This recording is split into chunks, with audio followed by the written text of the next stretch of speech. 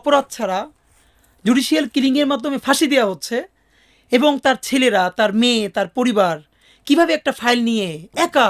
তো পরের দিন ওনাকে যখন ফাঁসি দেওয়া হলো এবং পরে জানলাম ওনার ঢাকার বাসায়ও হামলা করা হলো এবং ওনার বাচ্চাদেরকেও সেটা দেখতে দেওয়া হলো না।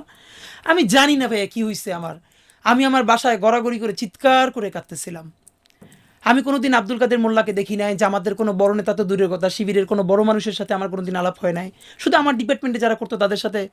আমি চিৎকার করে গড়াগড়ি করে কাঁদতেছিলাম। আমার মনে হইতেছিল যে আমার অতি পরিচিত একজন মানুষ যে মাজলুম, তারে আমাদের সামনে বসে, এখানে আমার বাসার পাশে কোর্ট, আমার বাসা রামপুরা, এখান থেকে এত কাছে, তারে ফাঁসি দেওয়া হইলো কোটি কোটি মানুষের সামনে। আমরা দেখতেছি কিন্তু কেউ কিছু বলতে পারতেছে না। আমি এটা নিতে না পারি, আমার মনে আছে আমি গড়াগড়ি করে শব্দ করে কাঁদতেছিলাম। কিন্তু ভয়াবহ অভিজ্ঞতা হলো, আমার বোনও তখন কাঁদতেছিল, কিন্তু সে এসে আমার মুখ চেপে ধরছে। আমার বোন মুখ চেপে ধরে আমার বলতেছে, সেও কাঁদতেছে নীরবে,